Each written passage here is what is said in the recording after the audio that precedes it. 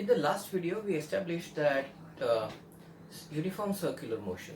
Uniform circular motion is an accelerated motion, and the reason that I said was at every point the direction of velocity vector is changing, and since the direction is changing, even though the magnitude remains same, the velocity vector is changing, right? So that means my motion is accelerated motion. Now imagine a stone tied to a string and then whirl that stone in a horizontal circle, correct? Now as you see the motion, my action, if you see, I'm doing something like this. Actually the string is like this and the stone is over here, and then I'm doing something like this. Did you ever realize that in order to make the stone whirl in this horizontal circle, you have to continuously pull the string, correct? So now when you pull the string, there is tension in the string, and that means there is some force, and that force is pulling the stone, but then stone is moving in the circle. Now suppose you imagine that you stop pulling the string. What will happen? The stone which was moving in a horizontal circle, that will simply fall down. So it will no longer perform any circular motion. What does it mean? It means that for the stone to execute uniform circular motion, or circular motion for that matter, there has to be some force pulling it. Pulling it where? In which direction? Towards the center of the circle, right? So logically, if we think about it, we are convinced. Okay, I'll just make a simple sketch of that here.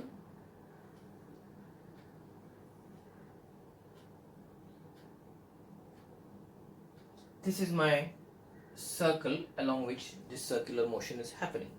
Okay, and this is my string and this is the stone. Okay, as I said, this tension is acting towards the center of the circle. Radius can be anything. Okay, now at any point of time, we have said that direction of linear velocity of the stone or this particle, it is tangential.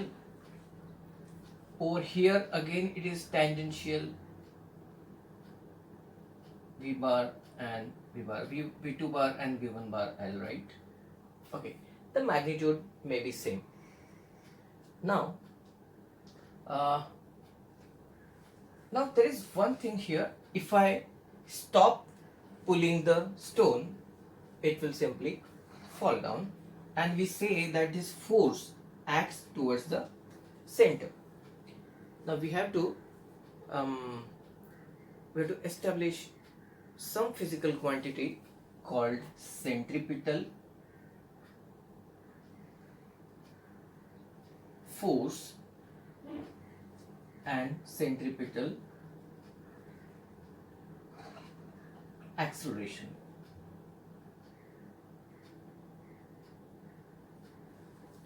Now you consider this position A of this stone. Over here the direction of velocity is tangential, so that means this stone wants to go tangentially, correct? But then because of this force, it is pulled, right? It is pulled towards the center and it is kept on the circumference of the circle. When the stone moves here, again now here the velocity is tangential. It wants to go in this direction. Okay, but because of the tension, because of this tension, again it is kept on the circumference of the circle.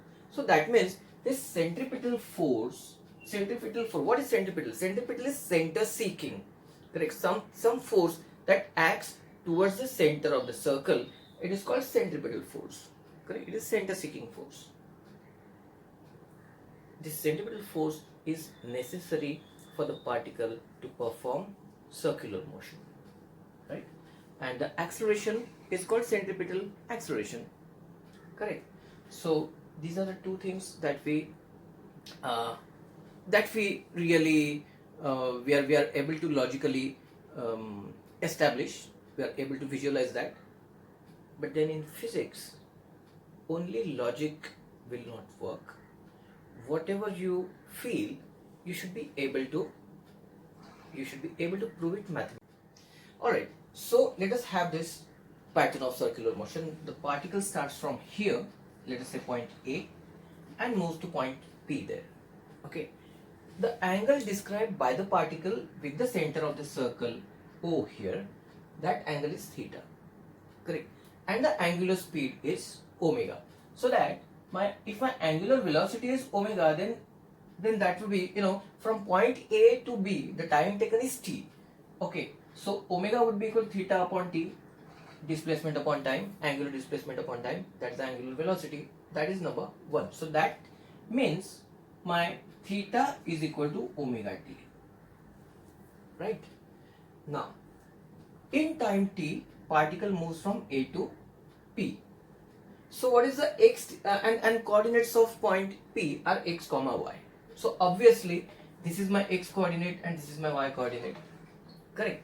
So what I know here is x is equal to, if r is my radius, r cos theta, and y is equal to r sin theta, correct? So now here x is my linear displacement in x direction and y is linear displacement in y direction. Okay, so and since my theta is omega t, I am going to write here r cos omega t and y is equal to r sin omega t.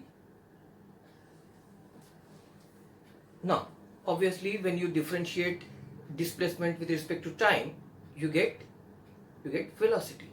So if I differentiate this x with respect to time, I get dx by dt, and that would be my velocity along x direction.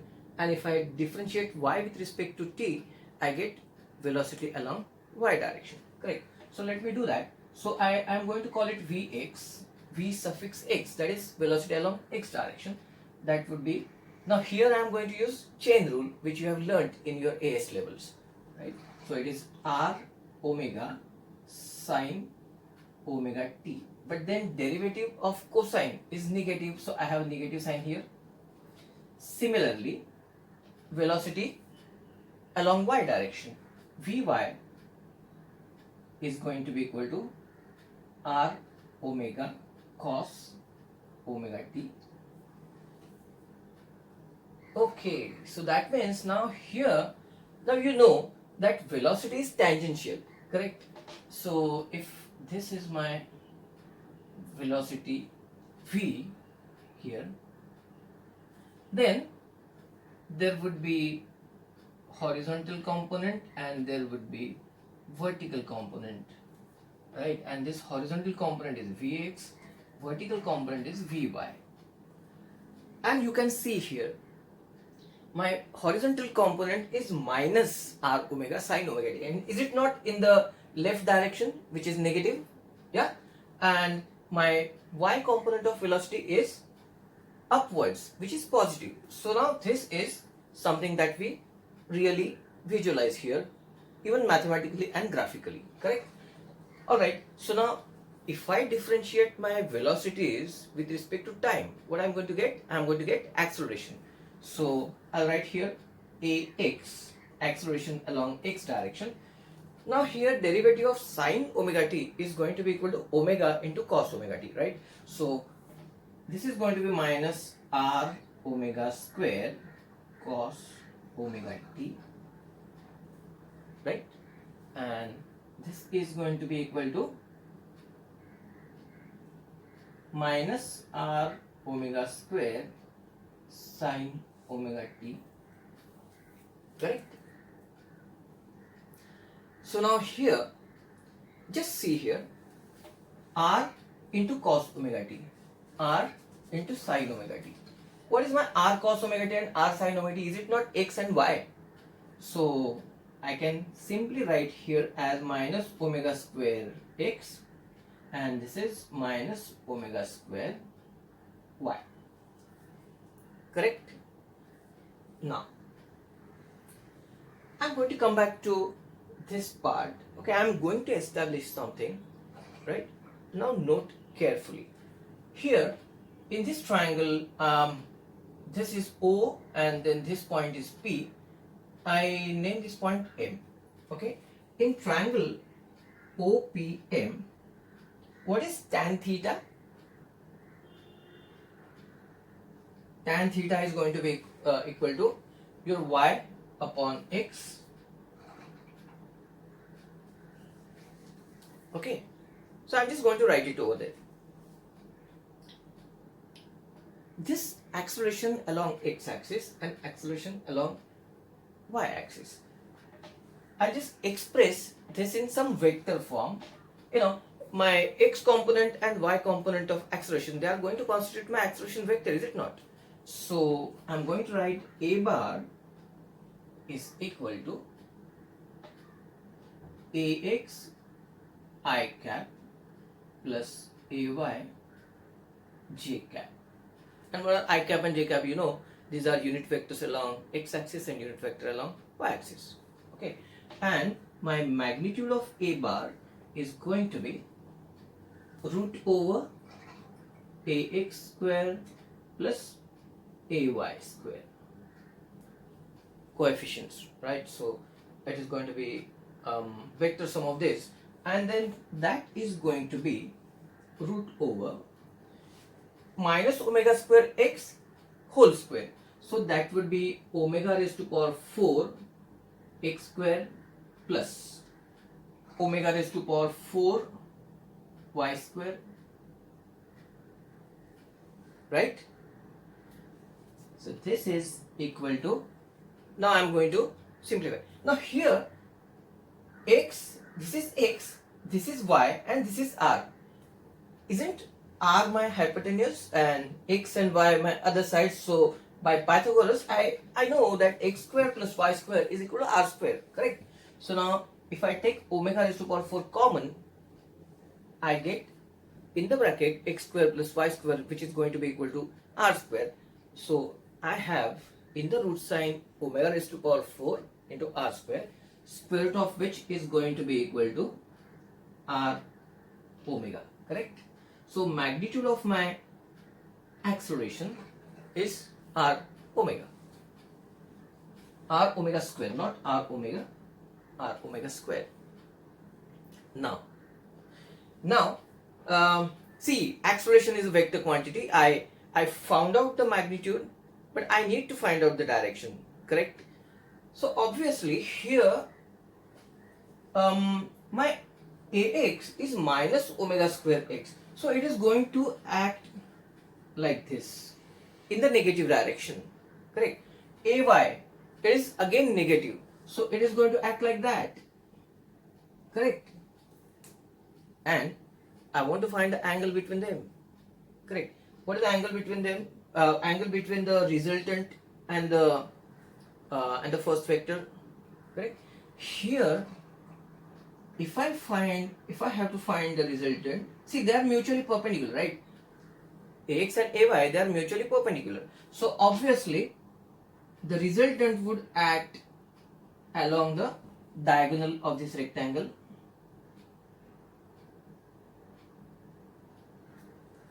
correct? Now here I want to find this angle or maybe that angle, and if this angle is alpha, correct, this is my a y and ax. See, whenever you want to find the angle between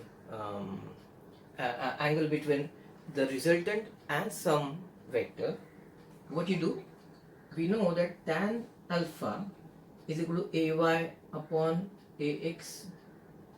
And what is my ay? It is omega square minus omega square y, and ax is minus omega square x. So is it not going to be equal to y by x? So what you see here, your tan theta is y by x and your tan alpha is also y by x, isn't it? That means your alpha is equal to theta, right? So that means my acceleration acts along the position vector, but then it acts towards the center, right? So my radius vector here and radius vector here, my angular displacement was theta, and my angular, this centripetal acceleration. Now I can say that yes, it is centripetal, yes, it is acting along the radius and towards the center, correct? So this is how we have established that the acceleration which is responsible for this circular motion of this particle, it really acts along the center, along the radius and towards the center of the circle, and it is center seeking acceleration.